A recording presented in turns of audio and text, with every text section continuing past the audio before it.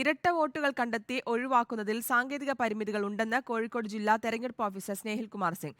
Reporter വാർത്തയെ തുടർന്ന് നടത്തിയ പരിശോധനയിൽ കൂടുതൽ ഇരട്ട വോട്ടുകൾ കണ്ടെത്തി ഒഴിവാക്കിയെന്നും ജില്ലാ കളക്ടർ കൂടിയായ സ്നേഹിൽ കുമാർ സിംഗ് പറഞ്ഞു.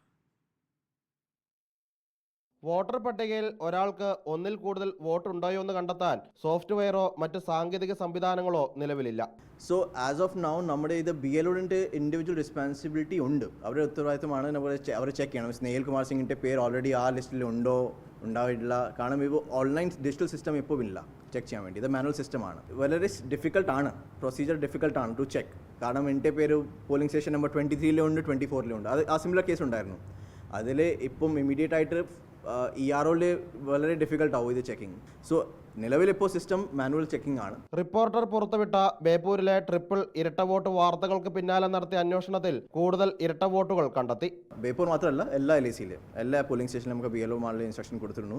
ഒരു 1 or 2 സിംഗിൾ കേസസ്, കുറച്ച് കേസസ് വന്നു ഈ കേസിലേക്ക്. ഓൾറെഡി ഇൻവോൾവ് ആണെങ്കിൽ നമുക്ക് അത് ഇമീഡിയറ്റ്ലി ഡിലീഷൻ ആക്കണം. നമുക്ക് കുറച്ച് കോൺഫിഡൻറ്റ് ആണ് ഇപ്പം.